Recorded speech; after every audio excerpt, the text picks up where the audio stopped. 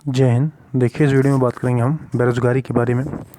सामान्यतः आप सब बेरोज़गारी से परिचित होंगे कि बेरोज़गारी क्या होती है, लेकिन अर्थव्यवस्था में बेरोज़गारी को परिभाषित कैसे किया जाता है।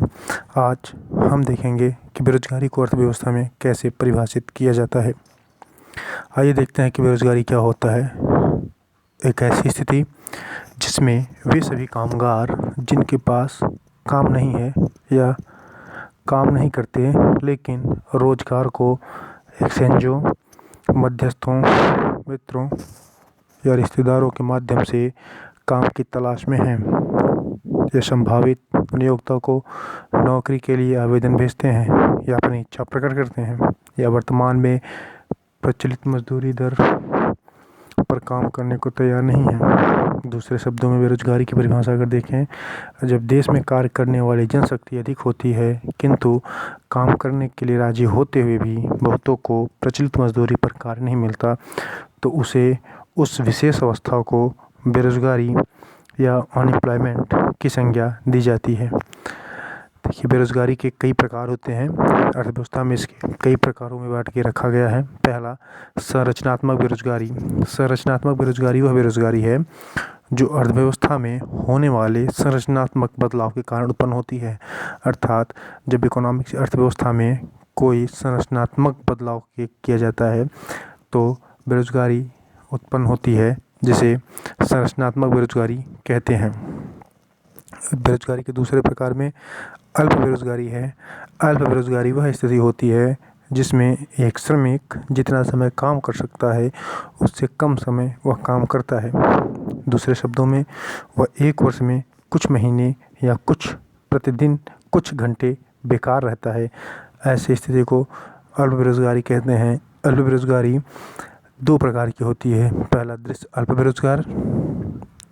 इस स्थिति में लोगों को सामान्य घंटों में कम घंटे काम करने को मिलता है। अदृश्य अल्प बेरोज़गार, इस स्थिति में लोग पूरा दिन काम करते हैं पर उनकी आय बहुत कम होती है या उनको ऐसे काम करने पड़ते हैं जिनमें वे अपनी योग्यता का पूरा उपयोग नहीं कर पाते हैं, अर्थात उनको अपनी योग्यता के अनुसार छोटा काम मिलता है। तीसरी बेरोज़गारी खुली बेरोज़गारी है। उस स्थिति को कहते हैं जिसमें यद्यपि श्रमिक काम करने के लिए उत्सुक है और उसमें काम करने की आवश्यक योग्यता भी है, तथापि उसे काम प्राप्त नहीं होता है। वह पूरा समय बेकार रहता है। वह पूरी तरह से परिवार के कमाने वाले सदस्यों पर आश्रित होता है।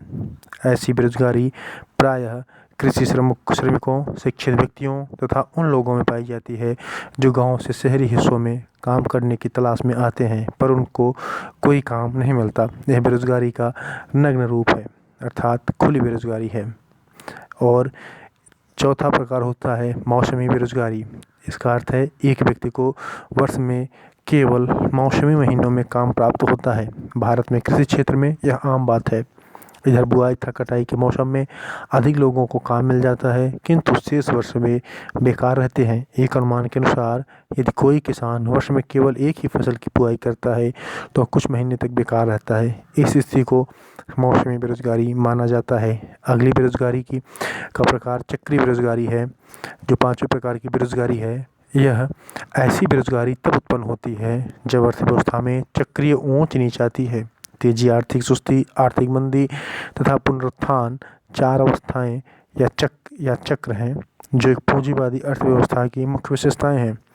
आर्थिक तेजी की अवस्था में आर्थिक क्रिया उच्च स्तर पर होती है तथा रोजगार का स्तर भी बहुत ऊंचा होता है। जब अर्थव्यवस्था में कुल जरूरतें घटने की प्रकृति पाई जाती है, यह चक्रीय बेरोज़गारी कहलाती है। अगली प्रकार छिपी बेरोज़गारी का होता है। छिपी बेरोज़गारी से पीड़ित व्यक्ति वह होता है जो ऐसे दिखाई देता है कि वह काम में लगा हुआ है परंतु वास्तव में ऐसा नहीं होता है। भारत में छिपी बेरोज़गारी अत्यधिक मात्रा में है। तो आप बेरोज़गारी को परिभाषा के रूप में समझे होंगे।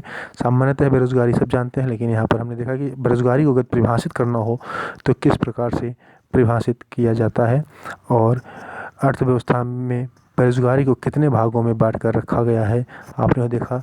आशा है कि हम समझाने के प्रयास में सफल हुए होंगे। जय हिंद।